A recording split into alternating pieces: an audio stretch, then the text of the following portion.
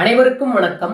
இது உங்கள் அடைக்கல அன்புள்ளங்கள் சேனல். இதுவரை நம்ம சேனலை சப்ஸ்கிரைப் பண்ணாதவங்க சப்ஸ்கிரைப் பண்ணிக்கங்க. நான் போற ஒவ்வொரு வீடியோவும் உடனே உங்களுக்கு நோட்டிஃபை ஆகணும்னா பக்கத்துல உள்ள பெல் ஐகானை கிளிக் பண்ணி ஆல் அப்படிங்கிற சிம்பலை கிளிக் பண்ணுங்க. அப்பதான் நான் போற ஒவ்வொரு வீடியோவும் உடனே உங்களுக்கு நோட்டிஃபை ஆகும்.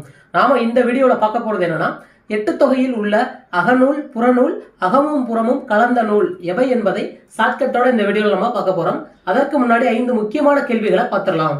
முதல் கேள்வி, ஏட்டுச்சுவடியிலிருந்து திருக்குறள் முதலில் அச்சிடப்பட்ட ஆண்டு எது? இரண்டாவது கேள்வி, குளிமாற்று என்பதன் பொருள் என்ன?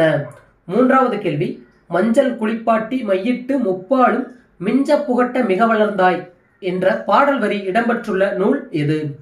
நான்காவது கேள்வி, தலைக்குளம் என்ற சிறுகதையின் ஆசிரியர் யார்? ஐந்தாவது கேள்வி, வேட்டம் என்பதன் பொருள் என்ன? இந்த 5 கேள்விகளுக்கான பதில்கள் ஆல்ரெடி உங்களுக்கு தெரிஞ்சிருந்தா ஞாபகப்படுத்தி பாருங்க. தெரிஞ்சவங்க கமெண்ட் பாக்ஸ்ல கமெண்ட் பண்ணுங்க. இந்த 5 கேள்விகளுக்கான பதில்கள் தெரியாத நபர்கள் இந்த வீடியோவை முழுமையா பாருங்க. இந்த வீடியோட இறுதியில இதற்கான பதில்களை நான் சொல்றேன்.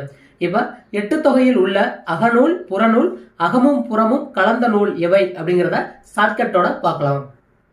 சங்க இலக்கியங்கள் என அழைக்கப்படக்கூடிய நூல்கள் எதுவும் பார்த்தோம்னா எட்டு தொகை, 10 பாட்டு. இந்த 2 நூல்கள் தான் சங்க இலக்கியங்கள் என அழைக்கப்படுகிறது.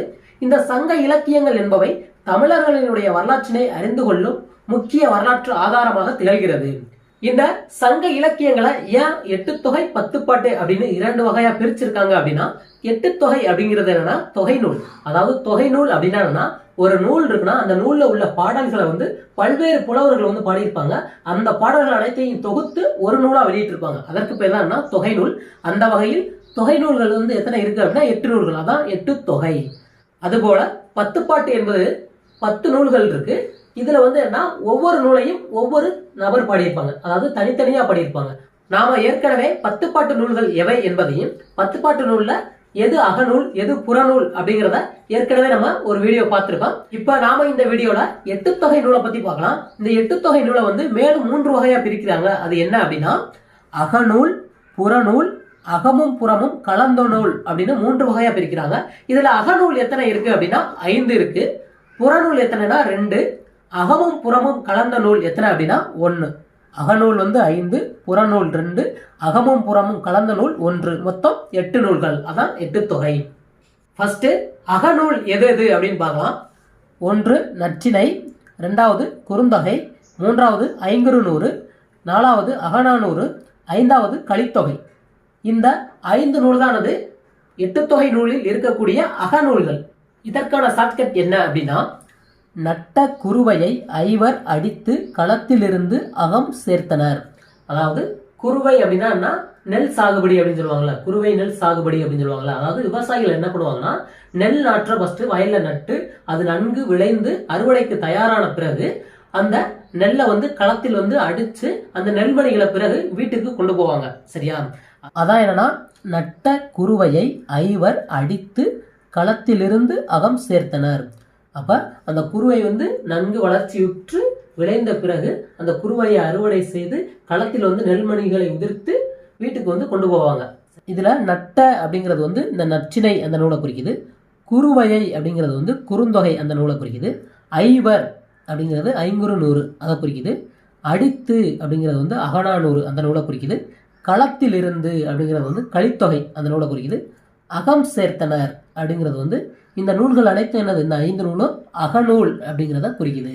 அப்ப நட்ட குருவையை ஐவர் அடித்து களத்திலிருந்து அகம் சேர்த்தனர் அப்படிங்கிற ஒரு வாக்கியத்தை நம்ம ஞாபகம் வச்சுட்டோம்னா, எட்டு தொகை நூல்கள்ல இருக்கக்கூடிய அகநூல்கள் எவை அப்படிங்கிறத நம்ம எளிதா சொல்லிடலாம். அடுத்து எட்டு தொகை நூலில் இருக்கக்கூடிய புறநூல்கள் எவை அப்படிங்கிறத பார்க்கலாம். எட்டு தொகை நூல்ல இருக்கக்கூடிய புறநூல்கள் எத்தனை அப்படின்னா 2 புறநூல் இருக்கு. அது என்னென்ன அப்படின்னா, ஃபர்ஸ்ட் 18, அடுத்து புறநானூறு. இந்த 2 நூல்களும் எட்டு தொகை நூலில் இருக்கக்கூடிய புறநூல்கள். இதை எப்படி நம்ம எளிதா ஞாபகம் வச்சுக்கலாம் அப்படின்னா, ஒரு சிறுவன் இருக்கான். அந்த சிறுவன் என்ன பண்றான்னா, புறா வளர்க்குறான். எத்தனை புறா அப்படின்னா 10 புறா வளர்க்குறான்.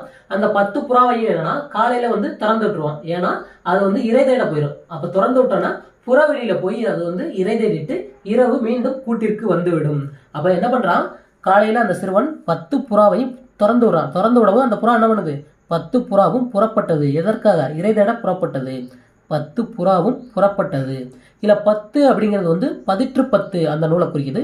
புறாவும் அப்படிங்கிறது புறநானூறு அந்த நூலை குறிக்குது. புறப்பட்டது அப்படிங்கிறது வந்து இது ரெண்டு என்னது புறநூல்கள். 10 புறாவும் புறப்பட்டது அப்படிங்கிற ஒரு வாக்கியத்தை நம்ம ஞாபகம் வச்சுட்டோம்னா எட்டுத்தொகை நூல்ல இருக்கக்கூடிய புறநூல்கள் எவை அப்படிங்கிறத நம்ம எளிதா சொல்லிடலாம். அடுத்து எட்டுத்தொகை நூலில் இருக்கக்கூடிய அகமும் புறமும் கலந்த நூல் எத்தனை அப்படின்னா ஒரு நூல் தான் இருக்கு. சரியா? எட்டுத்தொகை நூல்ல வந்து அகமும் புறமும் கலந்த நூல் எத்தனை அப்படின்னா 1. அது என்ன அப்படின்னா பரிபாடல். பரிபாடல் அப்படிங்கிற நூல் தான் எட்டுத்தொகையில வந்து அகமும் புறமும் கலந்த நூல். இதை எப்படி நம்ம எளிதா ஞாபகம் வச்சுக்கலாம் அப்படின்னா இந்த பரிபாடல் நூல் தான். இந்த பாடல் அதை எடுத்துங்க.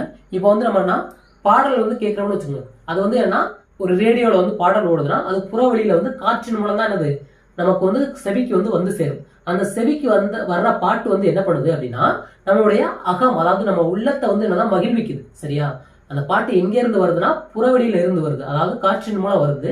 அது நம்முடைய செவியின் வழியா உள்ள போய் நம்முடைய மனது, அதாவது அகத்தில் வந்து என்னது மகிழ்ச்சியை ஏற்படுத்துகிறது. அப்ப இதுல அகமும் இருக்கு புறமும் இருக்கு. அப்ப அகமும் புறமும் கலந்த நூல் எது அப்படின்னா பரிபாடல் அப்படின்னு நம்ம எளிதா சொல்லிடலாம். அப்ப எட்டுத்தொகையில் இருக்கக்கூடிய அகமும் புறமும் கலந்த நூல் எது அப்படின்னா பரிபாடல் என்ற நூல். இப்ப நம்ம ஆரம்பத்துல பார்த்த 5 கேள்விகளுக்கான பதில்கள் என்ன அப்படிங்கறத தெரிஞ்சுக்கலாம். முதல் கேள்வி என்னன்னா, ஏட்டுச்சுவடியில் இருந்து திருக்குறள் முதலில் அச்சிடப்பட்ட ஆண்டு எது? இதற்கான பதில் என்ன அப்படின்னா 1812. 1812ஆம் ஆண்டு தான் ஏட்டுச்சுவடியில் இருந்து திருக்குறளானது முதலில் அச்சிடப்பட்டது. இரண்டாவது கேள்வி, குடிமாற்று என்பதன் பொருள் என்ன? இதற்கான பதில் என்ன அப்படின்னா பெருக்கல் வாய்ப்பாடு. குடிமாற்று என்பதனுடைய பொருள் என்ன அப்படின்னா பெருக்கல் வாய்ப்பாடு. மூன்றாவது கேள்வி, மஞ்சள் குளிப்பாட்டி மையிட்டு முப்பாலும் மிஞ்ச புகட்ட மிக வளர்ந்தாய் என்ற பாடல் வரி இடம்பெற்றுள்ள நூல் எது? இதற்கான பதில் என்ன அப்படின்னா தமிழ் விடு தூது. தமிழ் விடு தூது என்ற நூல்ல தான் மஞ்சள் குளிப்பாட்டி மையிட்டு முப்பாலும் மிஞ்ச புகட்ட மிக வளர்ந்தாய் என்ற பாடல் வரி இடம்பெற்றுள்ளது. நான்காவது கேள்வி, தலைக்குளம் என்ற சிறுகதையின் ஆசிரியர் யார்? இதற்கான பதில் என்ன அப்படின்னா தோப்பில் முகமது மீரான். தோப்பில் முகமது மீரான் என்பவர் தான் தலைக்குளம் என்ற சிறுகதையினுடைய ஆசிரியர். ஐந்தாவது கேள்வி, வேட்டம் என்பதன் பொருள் என்ன? இதற்கான பதில் என்ன அப்படின்னா மீன்பிடித்தல். வேட்டம் என்பதனுடைய பொருள் என்ன அப்படின்னா மீன்பிடித்தல். இத்துடன் இந்த வீடியோ நிறைவடைகிறது. இந்த வீடியோ உங்களுக்கு பிடிச்சிருந்துச்சுன்னா லைக் பண்ணுங்க, உங்க ஃப்ரெண்ட்ஸுக்கு ஷேர் பண்ணுங்க. வீடியோ பத்தின கருத்துக்களை கமெண்ட் பாக்ஸ்ல கமெண்ட் பண்ணுங்க. மறந்துடாம நம்ம சேனலை சப்ஸ்கிரைப் பண்ணுங்க. இது போன்ற எண்ணற்ற ஷார்ட்கட்கள் உள்ள வீடியோக்கள் நம்ம சேனல்ல இருக்கு, அதையும் பார்த்து தெரிஞ்சுக்கோங்க. நன்றி, வணக்கம்.